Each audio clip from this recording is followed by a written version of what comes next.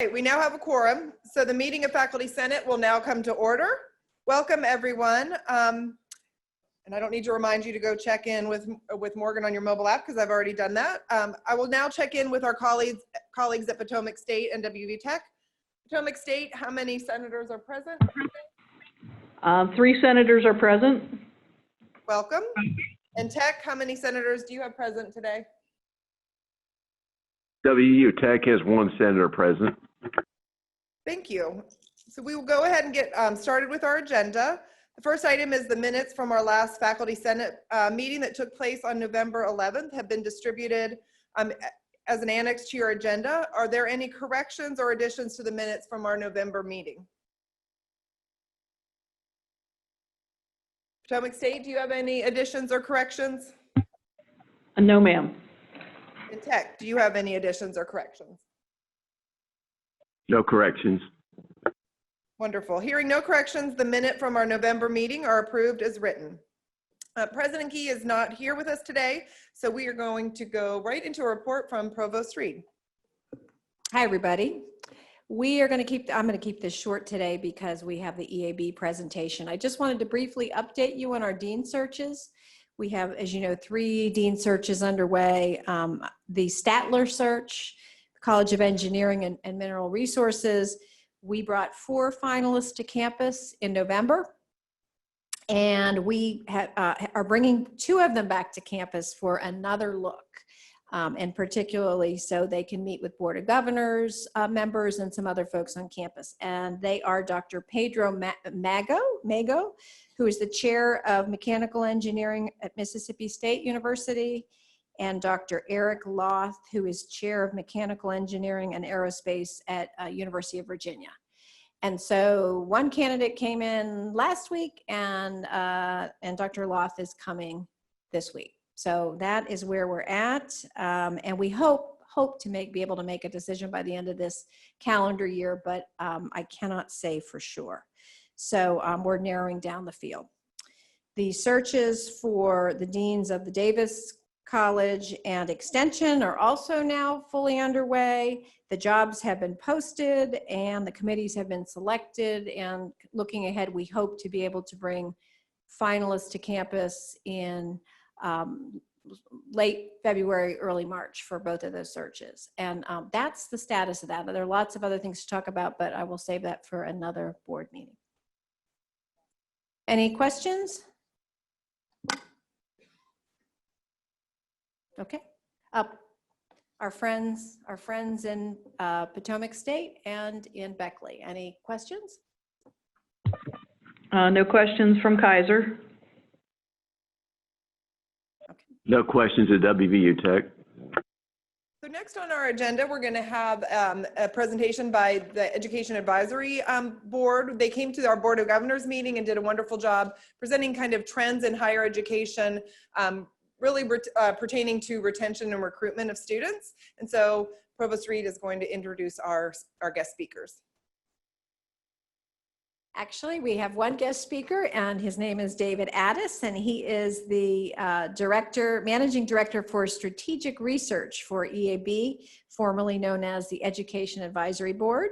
And they focus on providing data around research and around curriculum and technology and enrollment in higher education. So he's going to share this presentation that was shared with the Board of Governors, what, 2 months ago?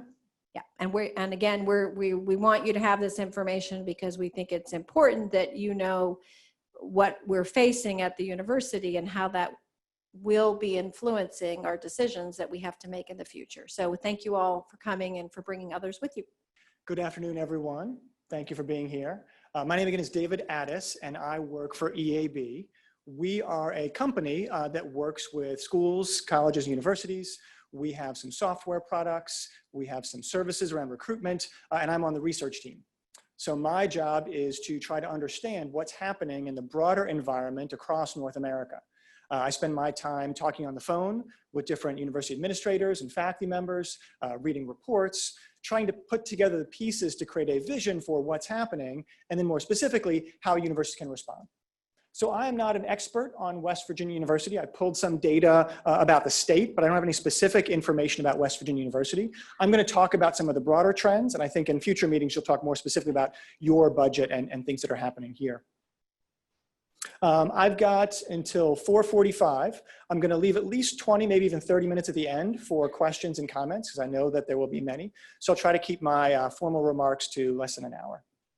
So I've pulled out here 5 of the big trends that we see in facing higher education. The first is declining state support for education, leading to greater tuition dependence. This is true across almost all public institutions. The second is fewer high school graduates, leading to increased competition to recruit those high school graduates. So public institutions are becoming dependent on tuition. It's getting harder to recruit those students as there are fewer of them. The third is a greater student focus on return on investment. That is, students, whether you're talking about traditional 18-year-old students or even working adults, they want to understand how much more money they will make after going to college than they did before. I will agree that is a very narrow way to assess the value of education, but for a range of reasons I'll talk about, that's what's driving a lot of their decisions right now.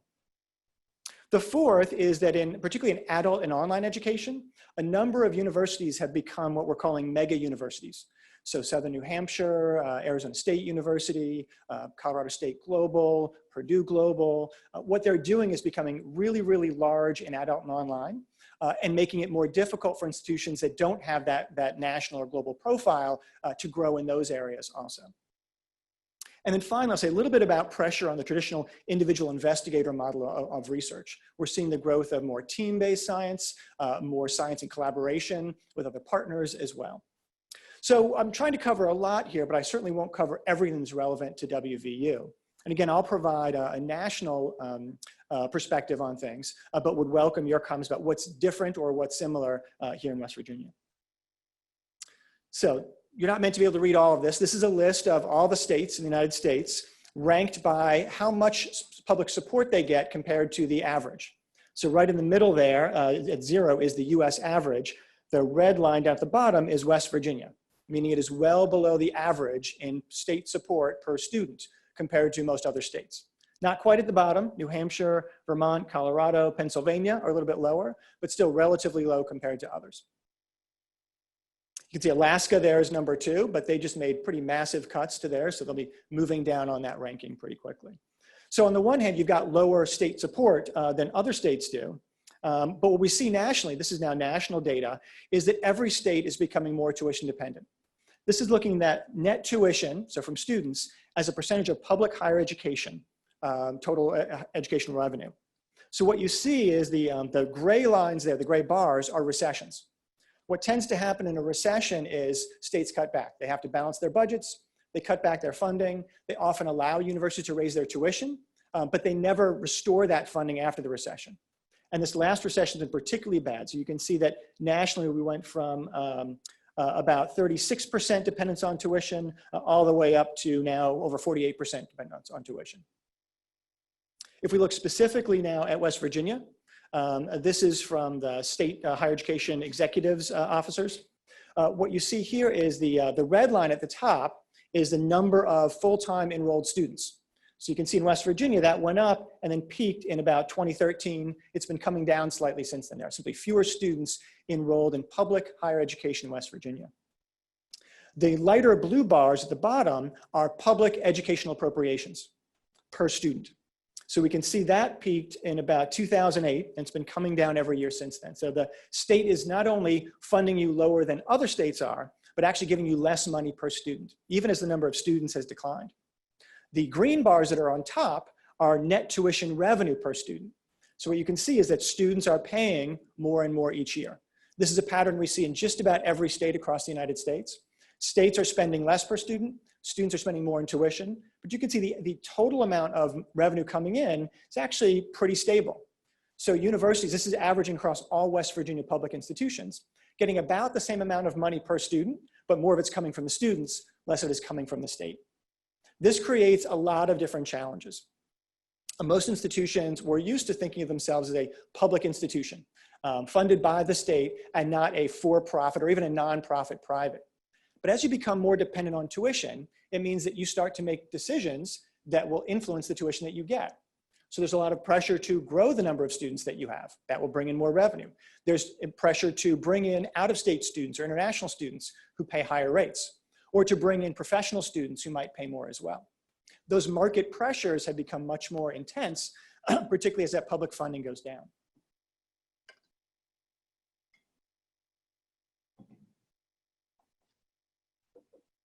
So even as you become, excuse me, more dependent on students for your revenue, it's getting harder and harder to recruit those students. We already saw in West Virginia, total enrollments have come down over the past couple of years.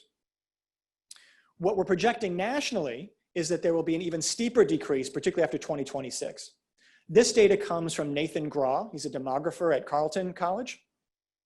What he's done is looked at the demographics of 18-year-olds, which are relatively easy to predict. We can look at birth rates, and then 18 years later, we can predict about how many 18-year-olds there will be. So what he's shown is that we've already seen a slight decrease projected to 2021, but not too much, about a 1%. That's nationally.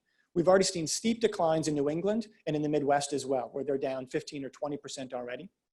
Then he actually is projecting growth between about 2021 and 2026. But then you see in 2026, we see a very steep decline. There's actually a pretty simple explanation here. This is 18 years after the Great Recession. So during the Great Recession, 2007, 2008, the birth rate in the United States plummeted. It went way down because of the recession. People stopped having babies. It has not yet come up. So we are at some historic lows for birth rates, which means there simply won't be as many people turning 18 when we fast forward to 2026. So again, this has already been hitting New England and the Midwest, and you've probably read stories about New England colleges closing, only a handful so far, and problems in Illinois and other places like that. These changes are coming to the rest of the country as well. Now, Graw did something else that was interesting. He used historical data to look at where students tend to go to college based on their demographic characteristics. So students whose parents went to college are more likely to go to a more selective institution. Students whose parents didn't go to college are less likely to go, more likely to go to a two-year college. He looked at things like race and ethnicity, he looked at income, and he assumed that students in 2026 will make similar kinds of decisions to decisions they made back in 2007 or whenever he had the data from. And what he finds is that he's actually anticipating a growth in demand for what he calls the elite higher education institutions. He defines that as the top 50 research universities and the top 50 liberal arts colleges. He, in fact, expects about a 7% growth in demand for those institutions. So even as there are fewer students, a larger percentage of them will want to go to those elite institutions, in part because we're actually going to see fewer first-generation students, because we've actually made some pretty good progress in increasing access to college. And while there are going to be more low-income students, there's also more high-income students, so we have this bifurcated population. So you've already seen the headlines about wealthy students and parents who are clamoring to get into these elite schools and frankly doing sometimes illegal things to get into them. We don't expect that to change. There'll be huge demand for those elite schools. The question is whether those elite schools will open their doors or will they continue to be as selective as they are right now. We are seeing some of the large so-called flagship publics. So at University of Michigan in Ann Arbor, for example, or University of Alabama in Tuscaloosa, they are increasing their number of students and they're taking in more students, making it harder for those institutions that are not as elite or not as selective.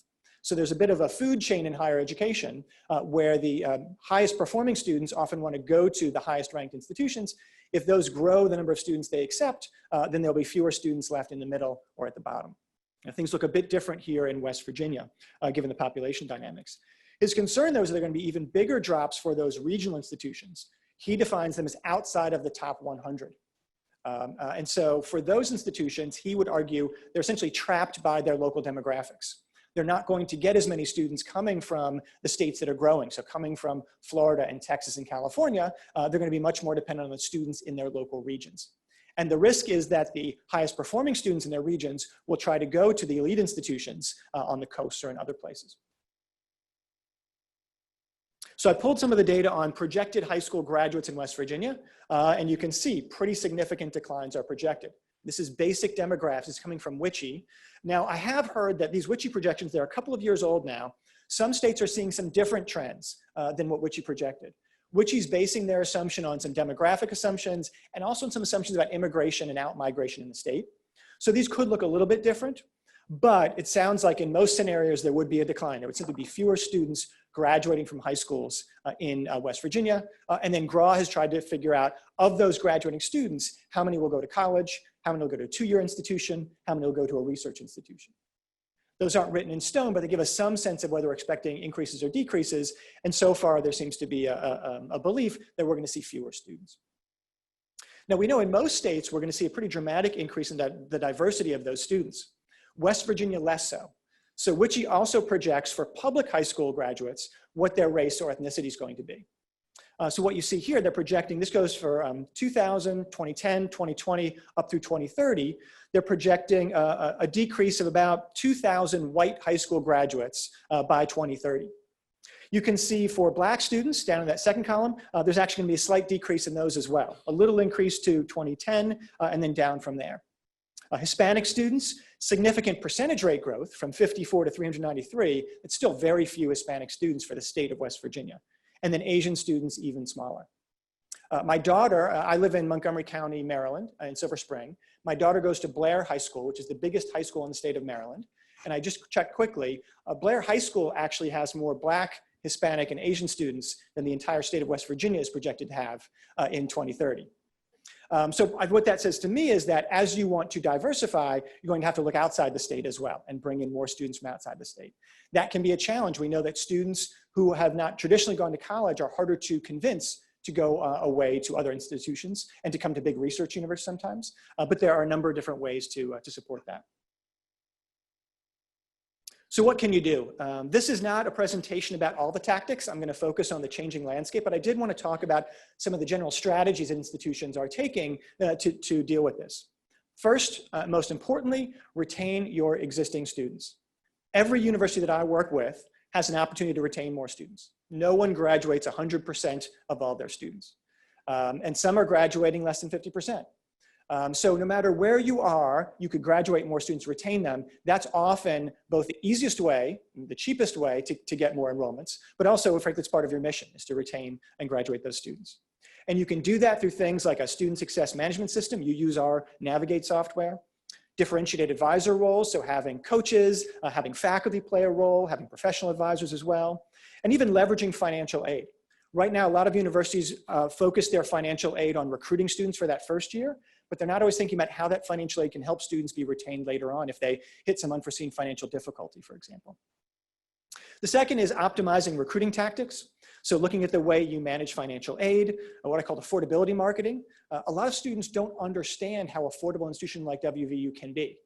They see the list price, they assume that's what they might have to pay. So showing them where there are opportunities for aid, what students like them tend to pay, helping their parents understand how to pay for college can make a big difference. And then having programs aligned with student demand, and I'll talk more about that in a few minutes. The third is recruiting a more diverse population. So again, we saw in West Virginia, there are going to be fewer students, still predominantly white students. How do you help other kinds of students see West Virginia University as a viable pathway for them? Transfer partnerships can be a key part of that. So working with community colleges that tend to be more diverse. Supporting the parents of first-generation students who are sometimes skeptical about the value of higher education or sometimes worried about sending their students far away or taking on some debt. And then even international student pathways. We've seen nationally a decline in the number of international students, finding ways to make it easier for those students to come to our institutions and be supported here. There are obviously public policy issues that get in the way of that right now, but there's still things that you can do as a university. And then fourth, expanding adult and professional programs. A lot of institutions are looking at these numbers and saying, you know, if we could just hold steady the number of undergraduates we have, that would be pretty good. Given that the number of traditional undergraduates is going to decline, given that high school graduates decline, if we could hold that number steady, that's probably the best we could hope for, but we need to find growth. Our costs go up every year for a range of different reasons, right? We have things like healthcare benefits, we have new technologies, we have the cost of salaries that go up. We have to grow our revenues every year. If we can't add more undergraduate students and we can't keep charging them a lot more money, we need some other way to bring in that money. And it's great to go out and fundraise, that's a part of this, but frankly, we haven't seen public institutions fundraise to the level they can actually make up a lot of that tuition. So we're seeing a lot of growth in adult and professional programs, professional master's degrees, certificates, et cetera, and I'll say more about those as well. So I'm not going to talk a lot about student success. This is an area that we've done a huge amount of work at EAB. Recently, just a couple weeks ago, we published a student success playbook. It's on our website. I put the URL here, and I'll send these slides out to everyone so you can click on that URL if you want.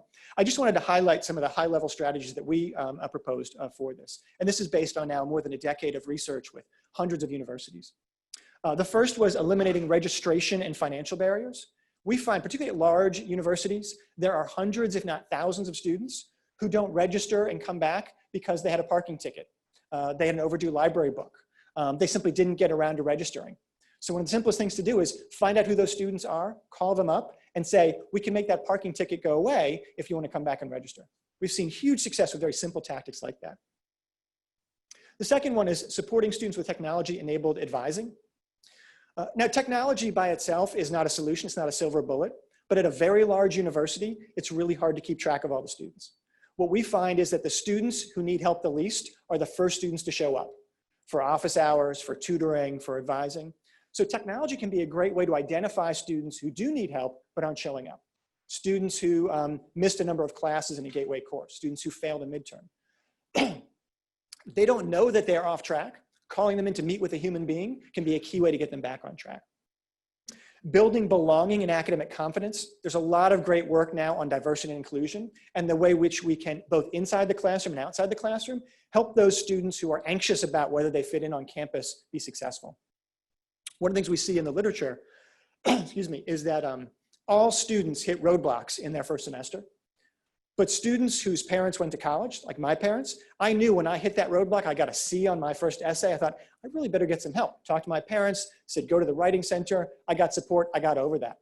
A lot of first generation students, they hit that roadblock and they think, this is proof that I don't belong here at college, and they walk away. So finding ways to help them see that is part of being a college student, it's natural, that can be very helpful. And then down at the bottom, delivering on return on education. Oh, thank you.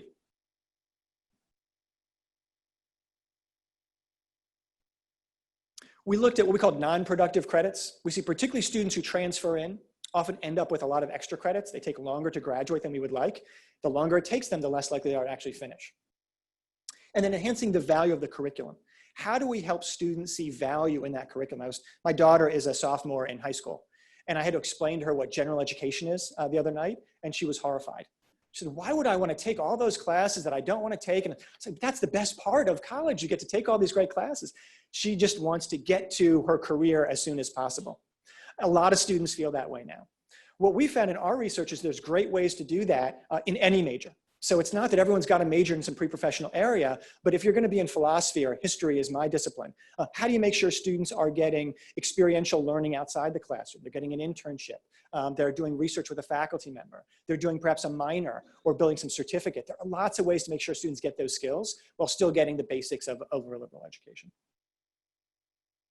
Here I tried to list out 6 different populations. I'm not going to go through them all in detail, but as you're thinking about growing and diversifying, how do you do that? The first are those students who come direct from high school. Those historically have been the largest population on almost every campus.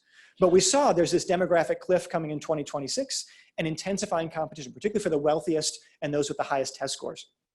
The opportunities, I think, is to serve those students who have been historically underserved, the ones who didn't see a research university as a possibility for them and went to a community college. The second are community college transfers. We do see, frankly, declining enrollments there as well. They're hitting the same demographic challenges that we've hit, and a lot of affordability concerns. Those students are very price conscious and not sure they can afford going to a 4-year institution. But we have found that one of the big barriers has been credit articulation. So building those articulation agreements so they can come in and finish in 2 years makes a big difference to helping them transfer. International undergraduates, we had seen some growth there, particularly over the last decade. Now we're starting to see some declines. There's a lot of anxiety given trade wars and political rhetoric about how much we can continue this, but they still see research universities in the United States are a huge draw for those international students, and they're frankly a huge part of our research enterprise. One of the things they're looking for is better career counseling.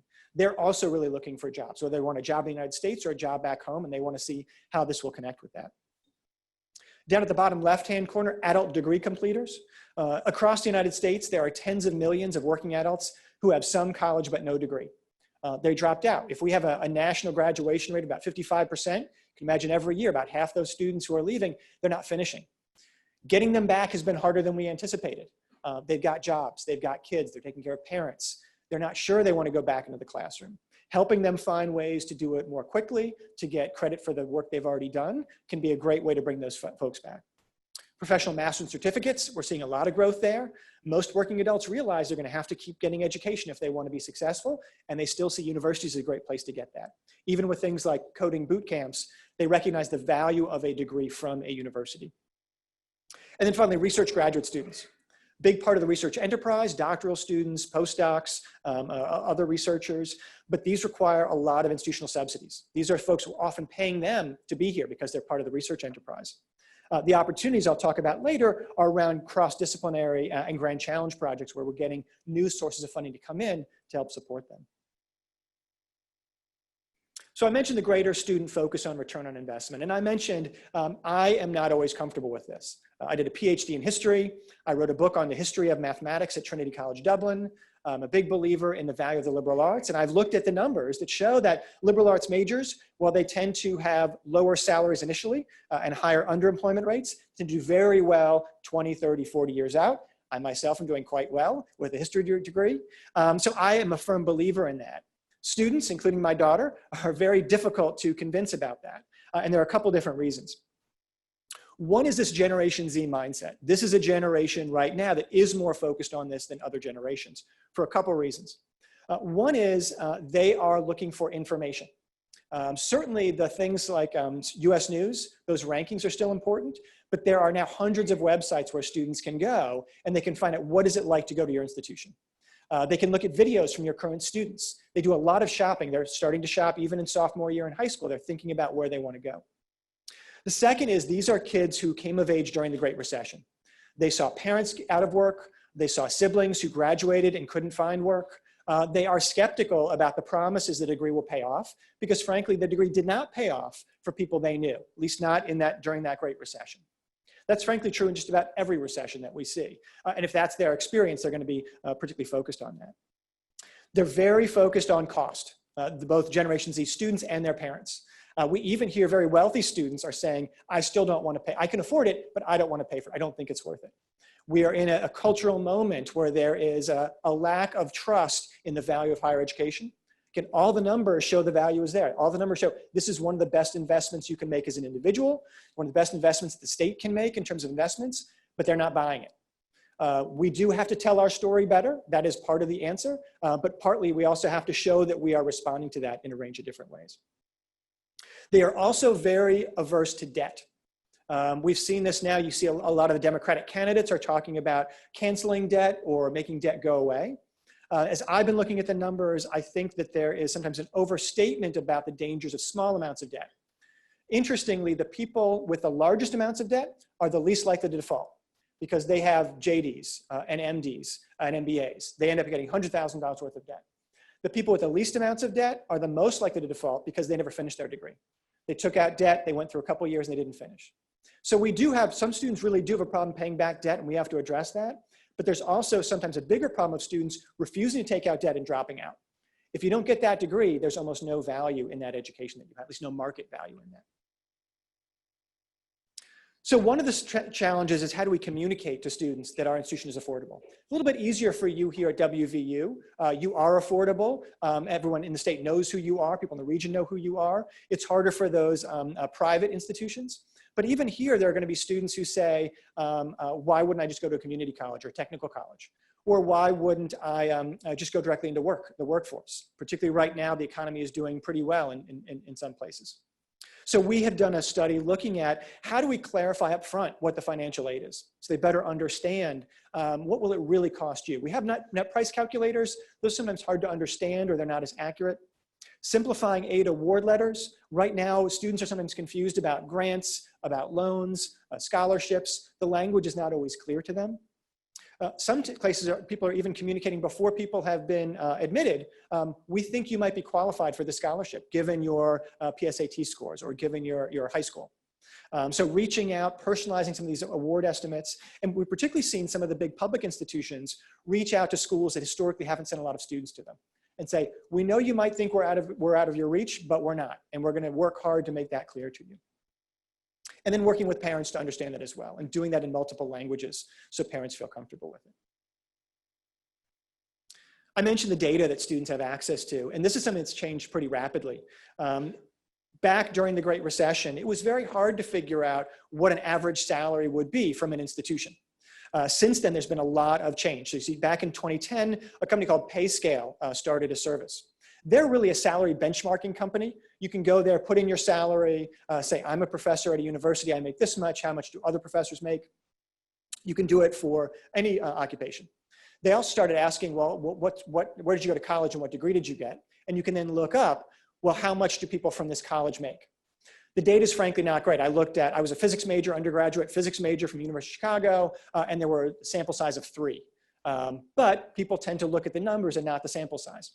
That's a problem with all this data, is the sample sizes aren't great, or people who didn't get federal financial aid are excluded, or people who left the state are not included. So there are real issues with the data, but people don't ask those questions. College Measures now works with a number of different states to provide this at state level. A number of other places have started building these ROI calculators. And I would say that the federal college scorecard is probably the most important. It's the federal government. It looks at average or median salary 10 years after graduation across all of your students. It's now, because it's the federal government, Google prioritizes it in the searches. So students can find that really quickly. This is great for institutions that focus on STEM education and are in big cities. It's not great for institutions that are in rural areas and focus on social work or teaching. Students are looking at that as a measure of value when it's really more a measure of the mix of your majors and the cost of living in your area. But students don't always get that. So we see students starting to use this and starting to make decisions about where they're going to attend and also what majors they're going to have based on some of this data. So this is national data on where students are majoring. I put them in broad categories, and I looked at degree completions and how they changed from 2007 to 2015. The data is a little bit backwards looking. So these are students who completed a degree in 2015 versus those that completed a degree in 2007. And I'm just looking at the change. So business is actually the biggest, but it didn't actually grow very much. You can see at the top there, health grew by far the biggest. So about 90,000 more students got degrees in health. This is almost all nursing degrees than did in 2007. And that's in part because there's huge demand for nursing. People make good salaries in nursing, and people see it as aligned with their values and their goals in life. You see biology is a close second, engineering after that, and down at the bottom, we see pretty big declines in education and in humanities and liberal arts. That is partly against students who are making that assumption that if I major in the liberal arts, I won't make as much money. And again, some of the data implies that in the first couple of years, you probably won't. If you look at someone with a computer science degree and someone with a history degree, in the first 5 years, the computer science is going to make a lot more money. If you look out 20 or 30 years, oftentimes what happens is that liberal arts majors become moved into management. It also turns out when you look at the occupations people go into, they're not that different by major. One of the most common occupations for liberal arts majors is managers, sales. They also go into teaching and law and other areas as well, but they're also in some of those same fields. So what can we do? The first thing is enhancing experiential learning. Students are very excited about this. They want to learn outside the classroom as well as inside the classroom. Employers see this kind of learning as helpful on people's resumes. So this might be making sure students of all majors have this. Right now, your engineering students, your business students probably do a lot of this. Your history majors probably a little bit less. How do we make sure they have access to internships or study abroad or areas like that? Increasing access across student groups. Right now, it's often the wealthiest students, the students whose parents went to college who are most likely to have these experiences. Unpaid internships are very hard if you come from a low-income family. How do we help subsidize that and make sure people are connected? Supporting faculty in delivering these experiences. Faculty are often really great at undergraduate research and including students in that. They're sometimes less comfortable or less familiar with how to help students find an internship or do study abroad, although we're seeing changes there. Faculty don't have to be in charge of all this, but they are often the gateway of recommending to students, you might want to think about this, or I've got a friend who might be able to help you with that, or I can refer you to the office that works on that. The second is boosting career counseling. Every university's got career counseling. Most students don't show up until senior year, when it's not necessarily too late, but it could be much more effective if they came earlier. So some places are now trying to require early career exploration. We don't want students to decide in their first year what they want to be, but we want them to start exploring. Thinking about, hey, you should probably look for an internship after your second year. What would you want to do that in? Where would you want to try things out? What kind of community experiences might you want to get? Helping students communicate their skills is also important. We find one great experiment sent students at a career fair out. They were all English majors. Half of them were sent out to say, I'm an English major, I'm interested in jobs in your field. The other half were sent out to say, I have skills in communication, teamwork, and critical thinking, and I'm interested in jobs in your field. You can guess which group did much better, right? So helping students talk about what they've learned, no matter what their major is, can really help them open the door and show they have the skills that we know employers are looking for. Expanding corporate partnerships is also helpful as well, in that students want and need exposure to those kinds of jobs, whether it's an internship or a co-op or even working on a problem from a corporation.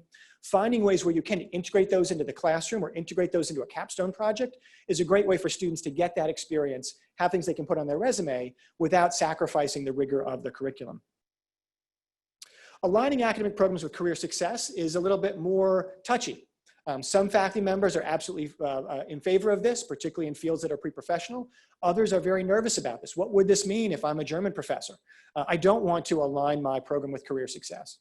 I looked at a couple places who now have a program, German for business majors or German for engineering majors. On the one hand, it was great. It brought in a lot of students to that department. It helped them support their staff members, and it helped those students do really well and do great things. But for a lot of faculty in, say, German, that's not what they prepared to do. It's not what they trained to do. It's not what they want to do. So in some cases, there might be a sense of a trade-off there. In other areas, one program we looked at was a minor in publishing and editing in an English department that eventually became a major in publishing and editing. And at first, the faculty member said, we don't teach publishing and editing. And they realized that we can put on a major in publishing and editing that is 95% the same courses as we teach in our English major. They brought in an adjunct from the publishing industry. They added an internship and a capstone project, and they doubled the number of students who were English majors, who were majoring in the English department in that department. And so they said, okay, that was a pretty good trade-off. Students want to see the connection.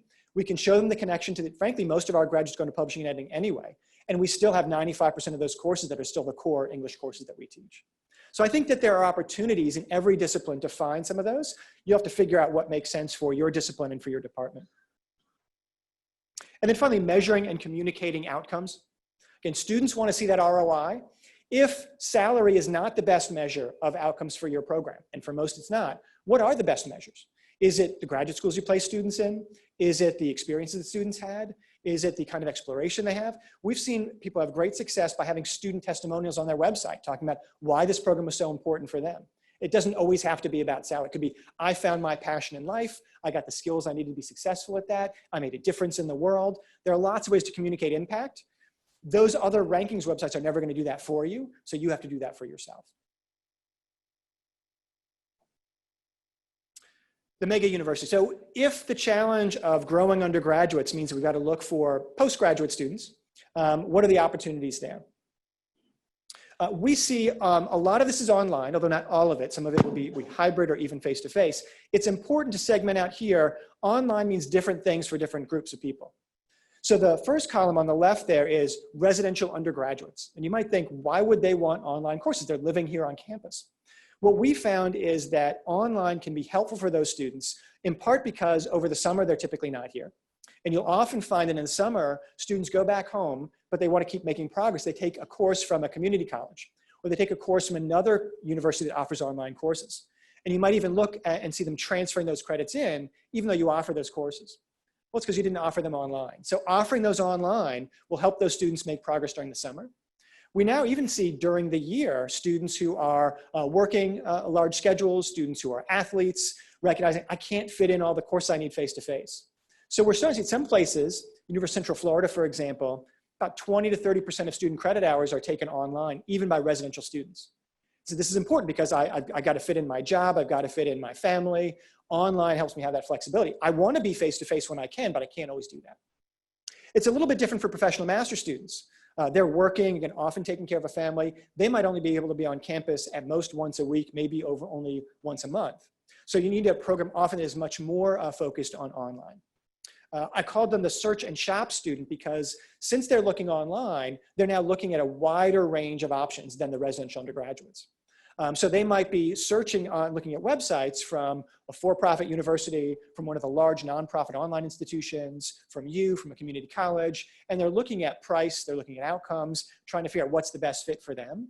So to meet their needs, you have to be able to offer the kinds of programs that fit for them, but also be able to offer data on why your program is the best choice. Adult degree completers, a little bit like the working adults in the professional masters, because they haven't finished that college degree, they're often bringing a lot more credits with them that they need to be able to transfer.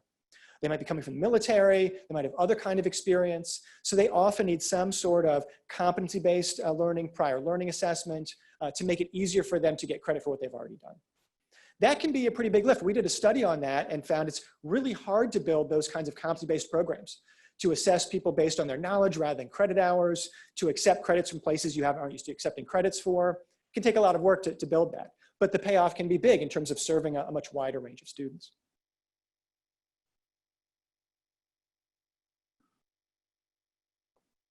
Now, this is a slide that I've been showing for quite some time, although the data is updated as of this year. I've now come to question how accurate it is. But let me give you the story first, and I'll tell you why I'm questioning it. This is a study by Carol Aslanian, and she surveys online students, and she asked them, how far do you live from the institution that you take fully online courses and programs from? And what you can see is that 2/3 of those students live within 50 miles of the institution. So this made us think, oh, online is still mostly local. Sure, you can take online courses from anyone, anywhere in the world, but most students take it from a local place. And there's some good reasons for that. One is they have an employer, or they want to be employed locally, and the employers know who West Virginia University is. They might not know what Northeastern University is. They might not know what Arizona State University is. They also want to have some physical contact with their institution. They want to be able to show up, maybe have some face-to-face classes. Some cases they want to come and use the gym. They want to talk to the registrar. They like having that possibility of face-to-face contact. And you can see down at the bottom, we saw that number ratchet up. So actually more students doing within 50 miles. Only about 15% took online programs from places that were more than 100 miles away. What we found out though was that Carol Aslanian's sample was not as diverse as we thought it was going to be. She's looking at mostly her clients and what they were doing. She wasn't looking at some of the big online providers like an Arizona State University. So when we started to look at that data, we said, wait a minute, while they still have a relatively small market share, they're getting much, much bigger. And in some areas like a master's in education, they might have a really big market share because they have a really big program and others have really small programs. So I think it's still true that there are great niches. You have a really a well-known brand, so to speak, in this region. Everyone knows who you are. People come to you because of the role that you play in this region. That's going to be incredibly valuable for you. But students now also know there are other choices, and some of those might be cheaper. Some of them might be slightly more aligned with their goals. They probably won't have a better reputation than you have, at least in this region, but there might be other reasons that you might be competing with places that are further away. We also had seen some growth here, but are now starting to worry about the opportunities for growth in online. This is data about master's degrees in general, so not just online, but we know that master's degrees are now dominated by professional masters and online. And these are projections from the US Department of Education. Every couple of years, they project what the growth will be in master's degrees. So the first line, the top one, that is the light gray dotted line that goes up to 1 million conferrals, that was the projection that the Department of Education made in 2014. So basically, right towards the end of the recession, they projected growth rates would keep going as they had during the recession. And you get to 1 million degree conferrals by 2024. What we saw though is that after the recession, that flattened out. The economy heated up. Working adults tend to go back to work when recessions are over. They tend to not go to programs. So basically there was almost no growth. So they revised their projections down. In 2017, they projected 1.7% growth, leading to about 900,000 conferrals. And then just recently, in 2019, they essentially projected no growth. So flattening out to about 837 conferrals. Now, I think they're again over-anticipating. When we hit another recession, we will see more students go back and get master's degrees. That's easy to say. They don't seem to be accommodating that in their projections. But we have seen a slowdown in the number of students getting master's degrees, and we've also seen a dramatic increase in the number of people offering master's degrees. In some fields, the number of programs being offered is growing faster than the number of students who are getting those degrees. So every program is getting smaller. It's kind of a gold rush mentality. Everyone's looking for some new aspect of growth. It doesn't mean there aren't opportunities to grow there, particularly for a place with a reputation like WVU. It does mean you gotta be really careful. You've got to do your homework to figure out what the real demand is going to be and offer a program that makes sense for those students. So I'm going to show you two charts that look kind of similar. This first one looks at 2007 to 2013. The next one looks at 2013 to 2017. What we're trying to check here is what's been the change in master's and professional doctorates by two-digit zip code, so by large categories of fields.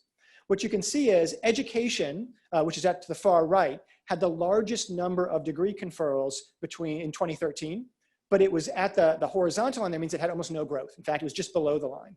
So it's the biggest in terms of master's degrees, but it actually shrank a little bit between 2007 and 2013. Next to the left is health professions, the really big blue circle there. So it's the second biggest, and it's growing actually really strongly.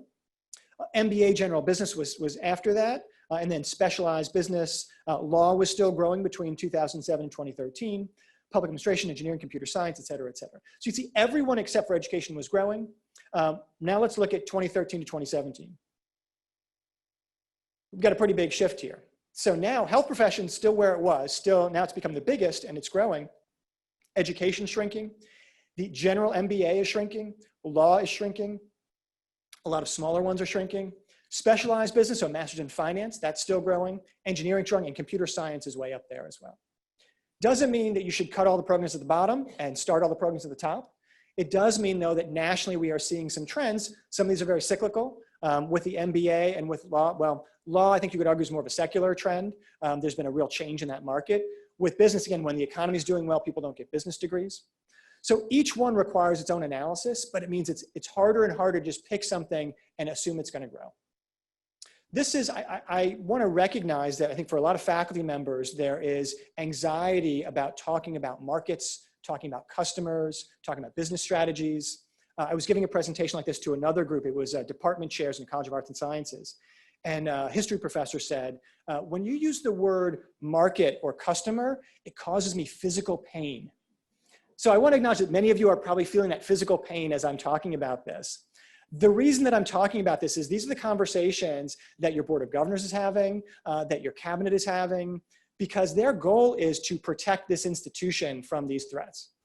Their goal is to preserve and protect this institution. At least all the ones that I've worked with, that's what they want to do. And their understanding is that to do that, we're going to have to grow in certain ways that we maybe haven't in the past. We might have to reallocate resources to those areas as well. So those are difficult conversations because they can feel like an attack on the basic value of our disciplines, right? If here we've got the education is shrinking, but health professions are growing, does that mean that education is not valuable? Does that mean that we should fire faculty in education and hire more faculty in health professions? I don't think that's the right answer, at least not in that simplistic way.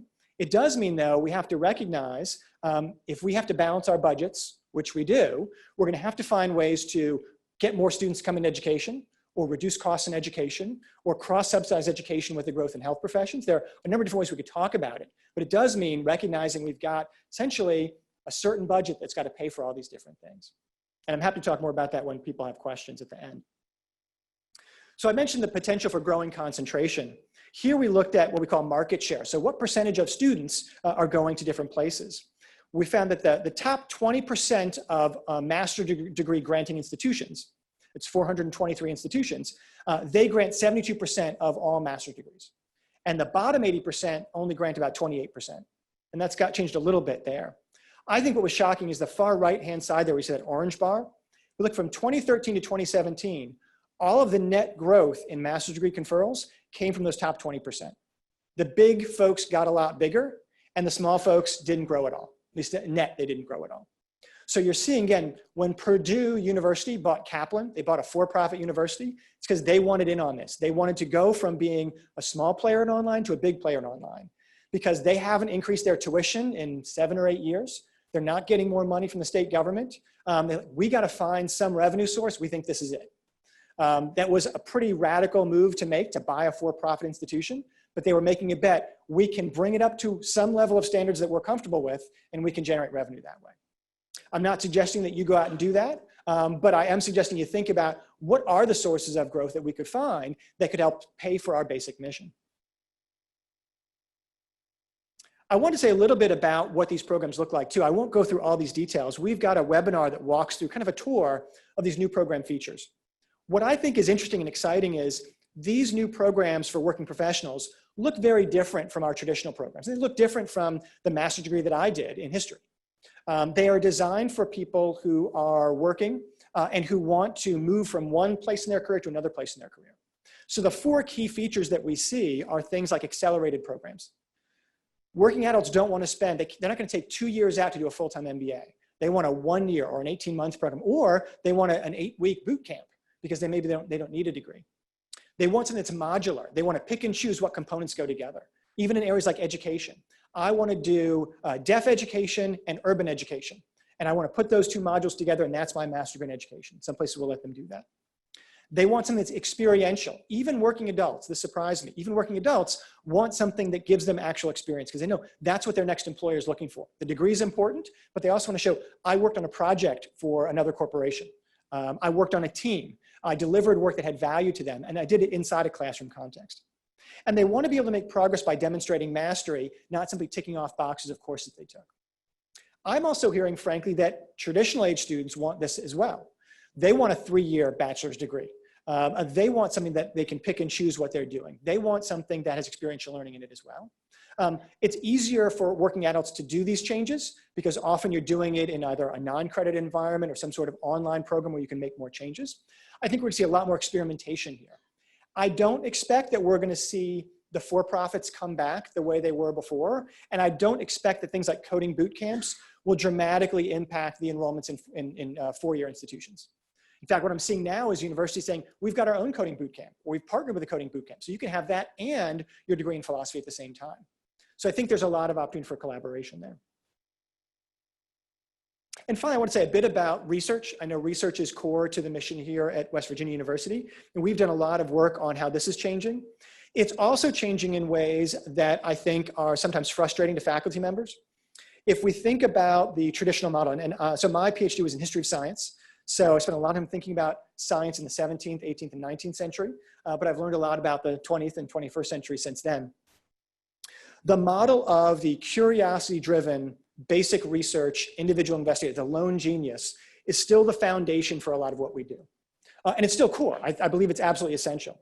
What we've seen, though, in the past decade or so has been a recognition that from those people who fund research, whether we're talking about the federal government, whether we're talking about big donors or foundations, they want something more than basic research. Like our students, they want to see a return on investment. Again, we can show that basic research has great payoffs, they just take a long time. The research that I studied in the 19th century didn't pay off for 100 years, but it paid off really big. There, you can imagine if you're an elected official, you're not willing to wait 100 years. You've got a 2-year or 4-year cycle, you want to show some benefit there. So what we've seen is slowly a shift towards funding that goes to something with outputs. I want to see, publications are great, but I also want to see patents. I want to see new technologies come out. I want to see the application of the research that we do. You think about the Gates Foundation as a great example, right? When Bill Gates and the Gates Foundation funds research, they don't want to see publications, they don't want to see a conference, they want to see an impact on the world. And they want to see it in a short term. And frankly, a lot of billionaires who made their money in startups are very impatient for that as well. So there are downsides to that, clearly. We have to make sure that we defend the basic research, and we still have that. But we also need to find ways to engage those people, ensure that we can also do some of the more applied research or problem-based research. And that means a different kind of strategy for university research. We've got a group where we work with chief research officers at universities. And what they told us is we had, we call it the strategy of having no real strategy. We hire great scholars and we let them do what they're going to do. That was our strategy. Our strategy was hire the best ones that we can. So the ideas were we pursue every opportunity, or at least we allow them to pursue every opportunity. We approach each opportunity the same way. Right? We support faculty members, whatever you want to go for, that's great. We ignore competitor strengths and strategy. It doesn't really matter.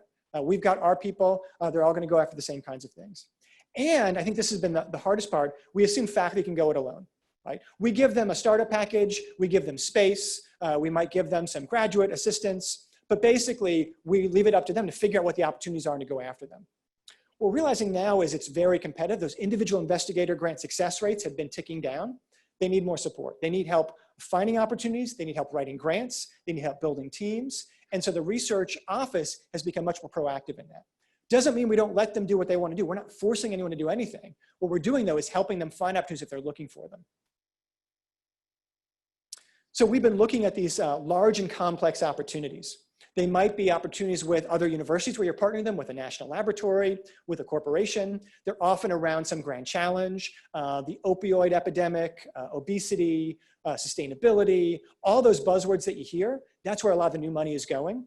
To win those, though, you need to have a team that's already in place where you can say, we've got all those groups ready to go. So I won't say too much about them, but it's a research development strategy, which is something most institutions didn't have before. So it's partly, I mean, saying, as a university, if we're going to make some big investments in a couple of areas, we can't do that across the board. Again, we still need to support individual investigators in every area, no matter what field they're in. But we need to be known for 3 or 4 big areas. So a lot of places in their strategic planning are saying, we want to pick 4 things that fit with our regional mission, that fit with where our strengths are. We want to put extra money in those areas so we can be the best in the world in those areas.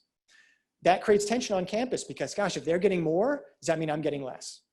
If often it's STEM, health professions that are getting a lot of this money, does that mean we're disinvesting in the humanities?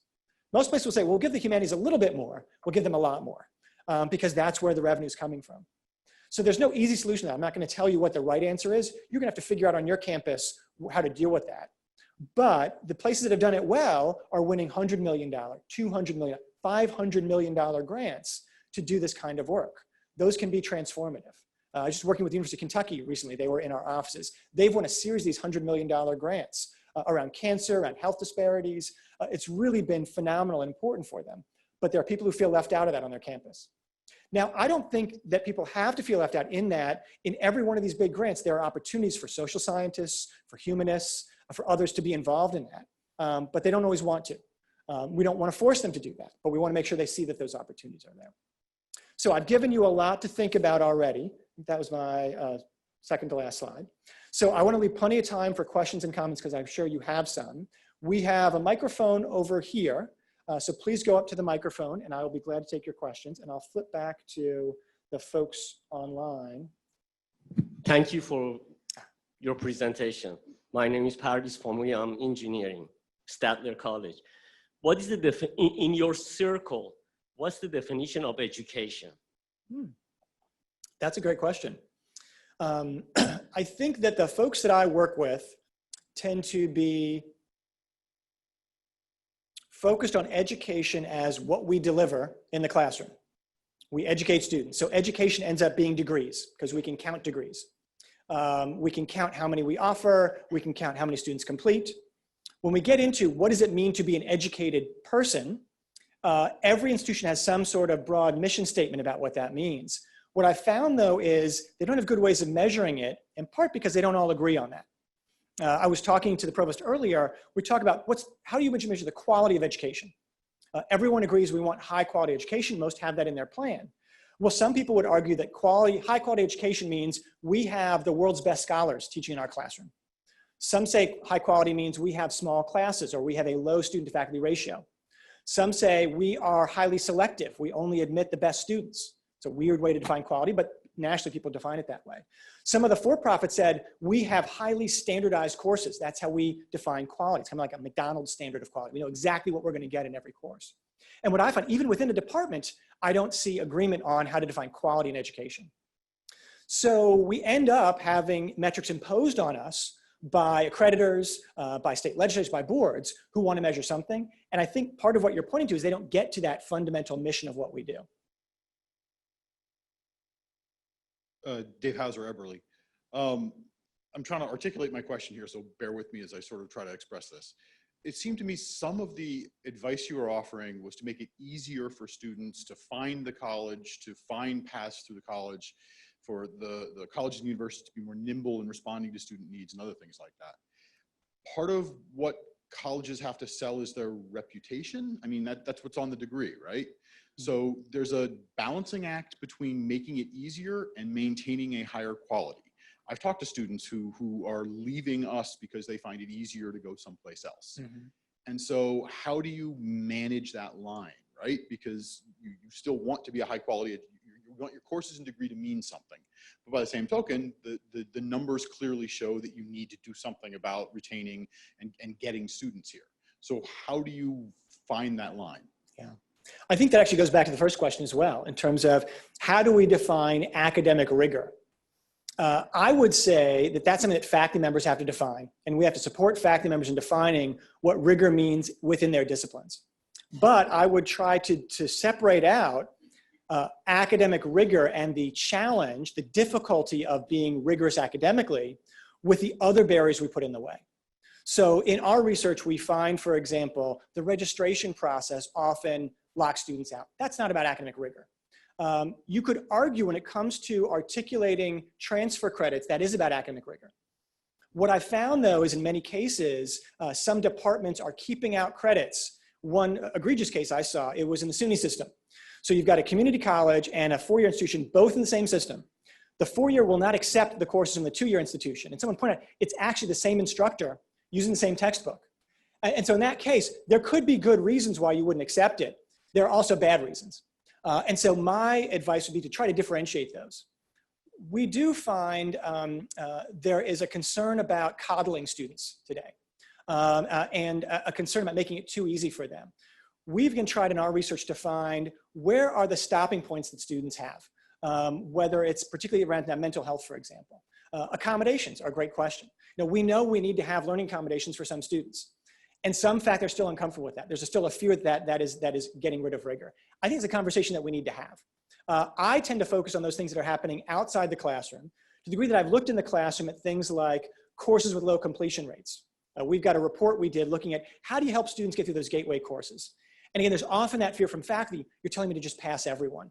Luckily, there is now a great body of peer-reviewed literature of people looking at course redesign. It's like, actually, we can change the pedagogy. We can use the same assessments that we used before and show students are learning the same or more, even though we've changed it. So I think it's important to draw that distinction.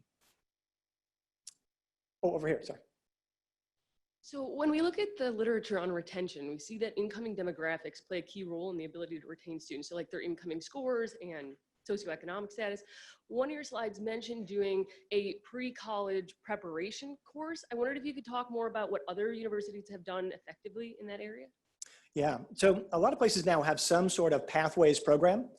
It's a little bit, it could be as short as 4 weeks before the semester starts. And it's often inviting students who are first generation, students who seem to be less prepared academically, often focusing on math or areas that are typically the stumbling blocks there. At first, it was really focused on academic preparation, but we've seen some programs, University of Nevada, for example, has one that was also about belongingness. How to help students be on campus for a while, have really small groups with mentors who look like them, who can help them feel like, okay, I'm getting used to this before the kind of onslaught of that first semester of college. So I think there are a lot of great, University of Texas at Austin even has one that's an online program. So it teaches students how to build a growth mindset, and it helps them recognize, again, this is gonna be a challenge. You're gonna find some challenges when you get here. Everyone does, but here's how you're gonna make it through. So there are a number of ways now to engage them. I think even leveraging community colleges to do that. So recognizing that many students aren't gonna make that transfer leap, but working, in some cases, having some of your advisors on the community college campus, having those students take some classes here, just making that transition easier makes a big difference. I think we're now, there was a time, and there are still some folks who will say, we're admitting too many students. I've talked to some faculty members, some department chairs and deans who will say, too many students are going to college, they're not ready for college, it's lowering our standards. I think most people now are saying, it is our mission to serve the students that are out there, and we have to change the way we serve them. So we have to figure out what they need to be successful without lowering our standards. And some of that's got to happen before they show up on campus in that first semester. Scott Fleming, I'm with the Chambers College of Business. And I like your thoughts on this. I have a sense that 20 years or less in the future, higher institutions is going to completely change the model. The model has existed for a couple hundred years, but we seem to be stuck in this rut where everything is a 3-credit hour. You've got to be accepted into a program. And yet the preferences for many of the younger folks, maybe even in their 20s and 30s, is to have more of a badged aptitude where things are micro-credentialed. They can take a particular aspect and get 1 credit and then stack these things. I'm kind of curious as to see your thoughts on how that is across the country.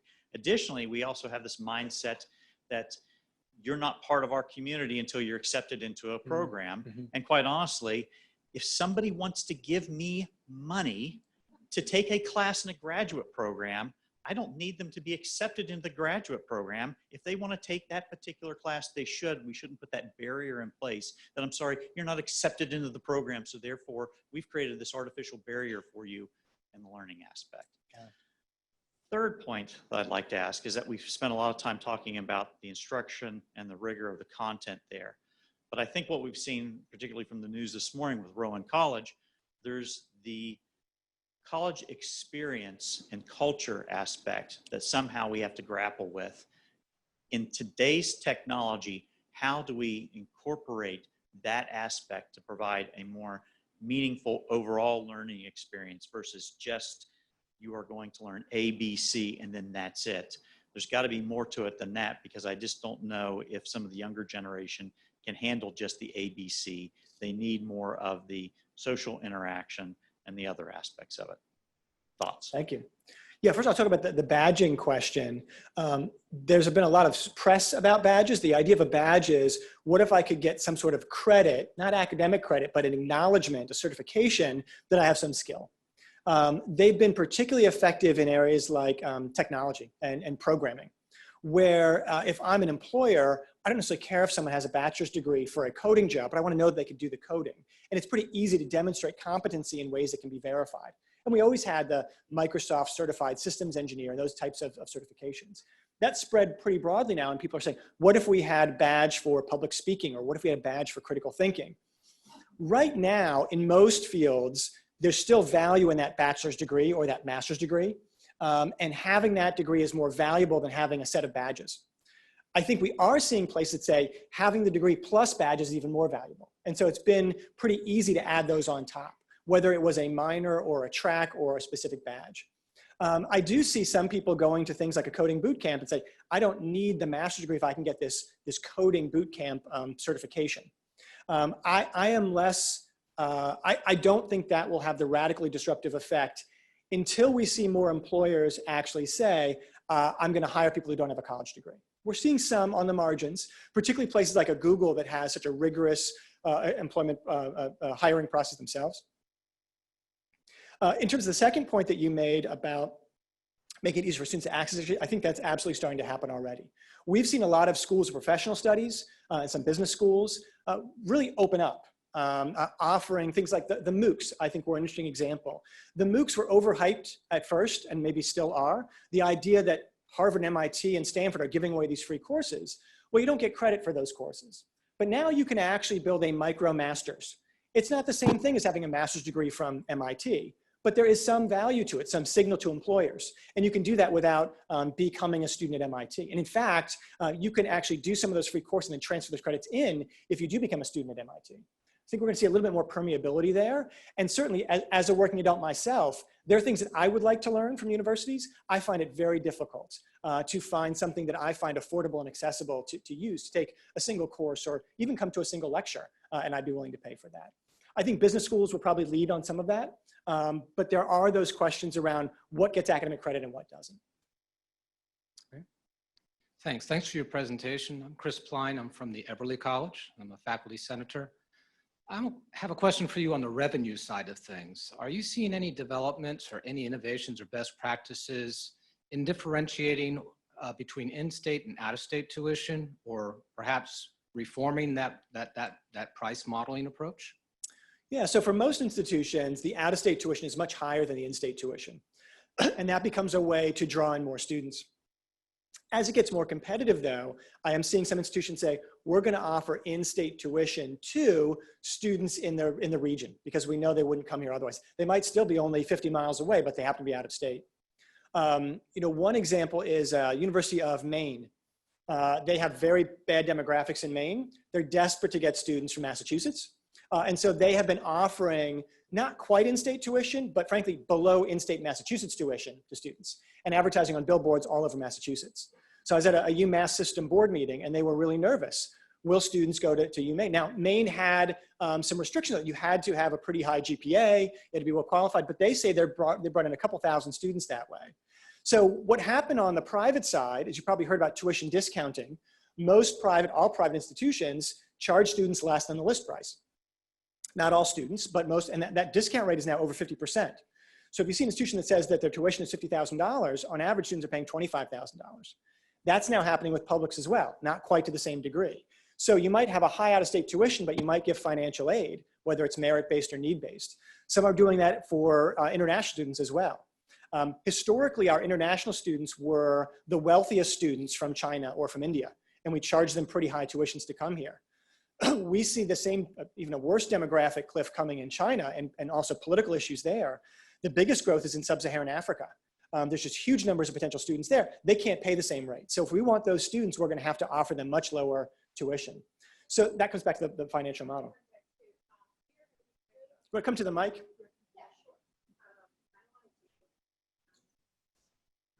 I believe that Emily has asked Rob Alsop, our Vice President of Budget and everything, to come and present to you all on the budget, because I think it's important that you see the amount of scholarship leveraging we do to get out-of-state students here. So we may not be able to offer out-of-state students in-state tuition, but we do a great deal of scholarshiping to get those students here. And I think that will, Chris, I think, provide more information for you and for others to understand the limits of what we can do in that area and also what we're already doing. So I didn't mean to interrupt, but I thought that was important.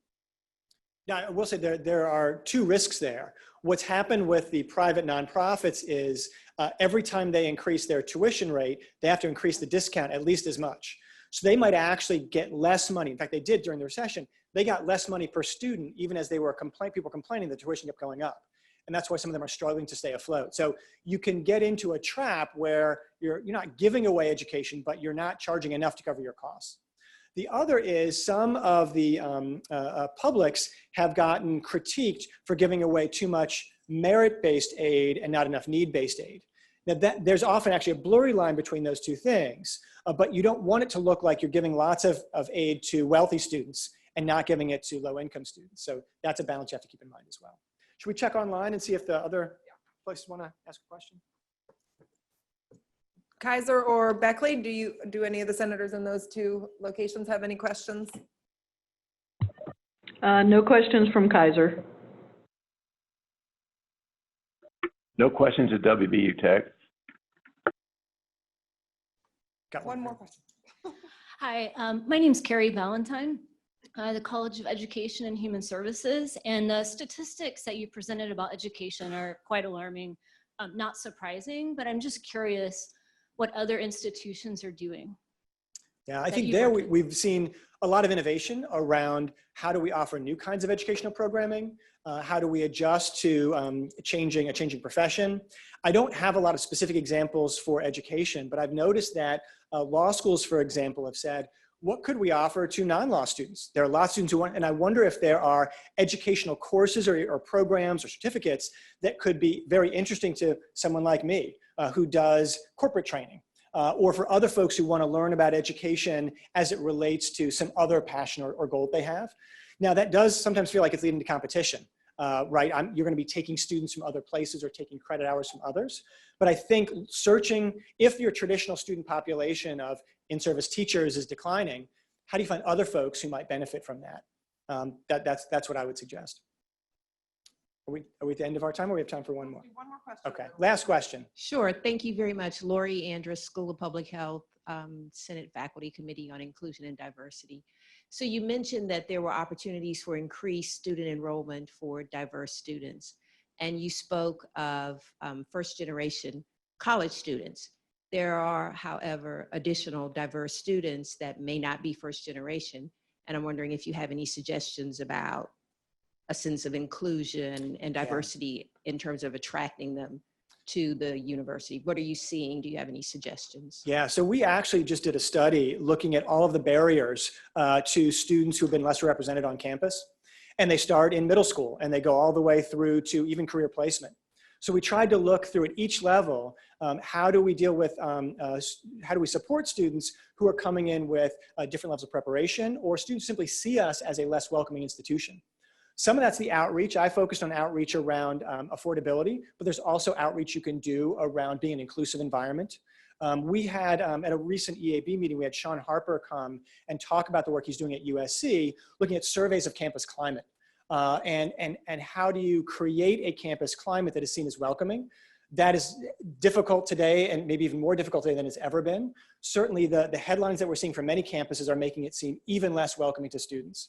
So finding ways to reach out and partner with high schools, with middle schools, with community groups, so they can get to know faculty, students, and start to see a role for themselves, bring alumni back to campus. We can definitely send you the report that we've done, because we also found once those students are on campus, they're not getting the internships or the co-ops that they were looking for. They're not getting placed in the same kinds of jobs. At every level, we were seeing barriers, unintentional barriers, but barriers that were there. So I think it has to cut across the whole spectrum.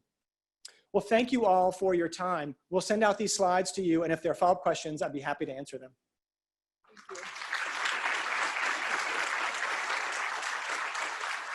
Thank you so much. Given that we have a really full agenda today, I'm going to be very brief in my report, but I first want to congratulate everybody on almost making it through the fall semester. We're almost there, one more week, and we'll be facing our next holiday break. I just want to mention holiday breaks are a time for us to recharge our batteries. So I want to just encourage every one of you to take the time that you need to recharge your batteries. And don't forget that for you to take care of others, you must first take care of yourself, and that the greatest gift that we can give ourselves and to our loved ones is the gift of health. So just be kind of mindful during the holiday season to take care of yourself. Last month, I sent out my first Faculty Senate recap through the Provost listserv, and I got a lot of really wonderful comments back. I also got a few of constructive criticism, which I took and going to revise my recap to make it a little bit more brief and reader-friendly and digestible for faculty. Provost Reed also already mentioned that Rob Alsop will be joining us at our January Faculty Senate meeting to go over kind of a snapshot of the budget in relation to recruitment and retention, but also other areas of our budget as well. And then I just want to mention, don't forget that following today's Faculty Senate meeting, for those of you that have RSVP'd, the Provost is hosting a Faculty Senate holiday reception at the Blaney House starting at 5:30. So please don't forget to come if you have RSVP'd for that. So with that, we will have a report from the Curriculum Committee. Ed?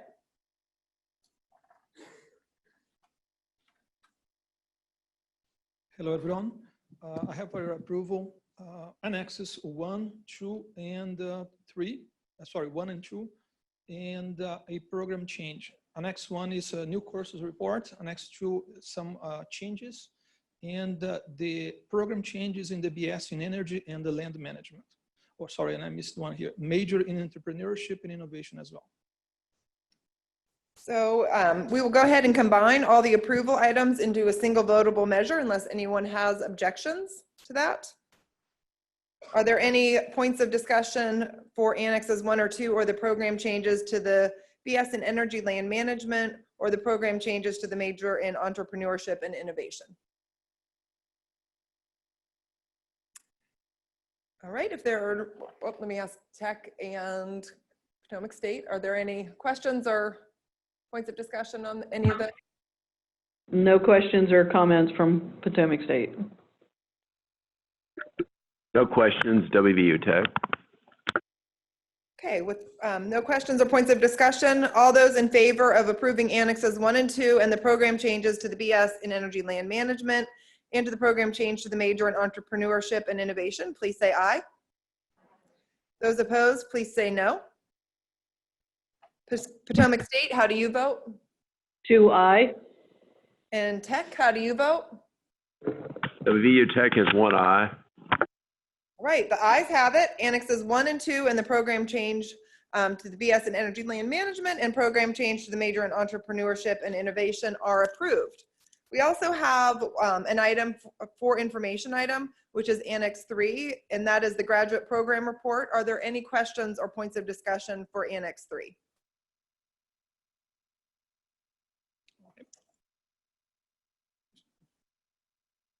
Any questions or points of discussion from Kaiser?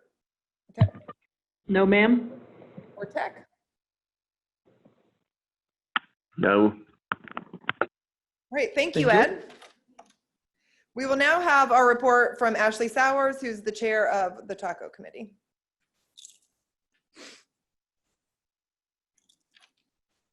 All right, so I have 3 items for approval. Annex 4 is the student language within Blue. Annex 5, SEI student email, and Annex 6, the faculty email. Okay, we will also combine these items for approval together into a single votable measure. Are there any questions or points of discussions for annexes 4 through 6?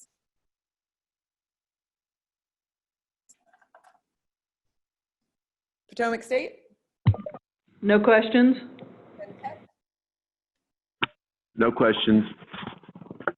All right, all those in favor of approving annexes 4 through 6, please say aye. Those opposed, please say no. Potomac State, how do you vote? 2 aye. And Tech? WVU Tech has 1 aye. The ayes have it, and annexes 4 through 6 are approved. Thank you, Ashley.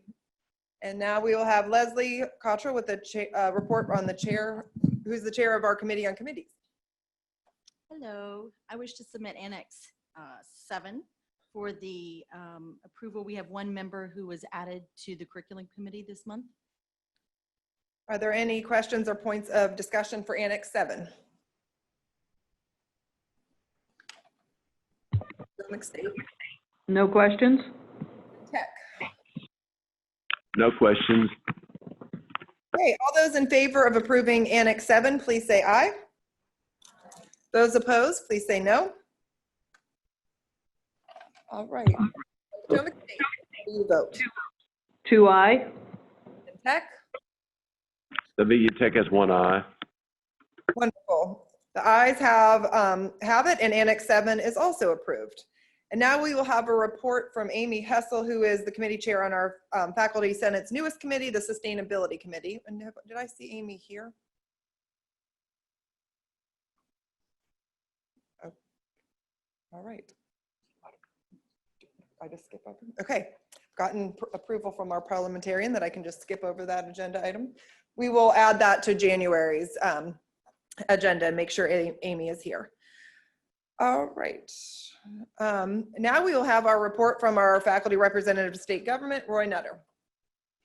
No report. You guys were worried about us getting out on time, weren't you?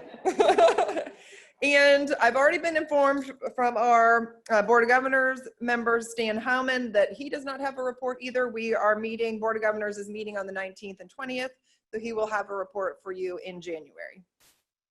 Is there any new business at this time? Potomac State, any new business? No, ma'am. And Tech, any new business? No new business. At some point in time, we're going to have some new business. I can feel it. All right.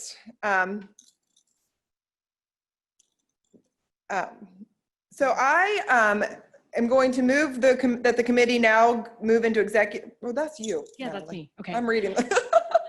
So I move that the committee move into executive session under Chapter 6, Article 9A, Section 4, subsection B7 of the Code of West Virginia to avoid premature disclosure of an honorary degree. Do we have a second? We have a second.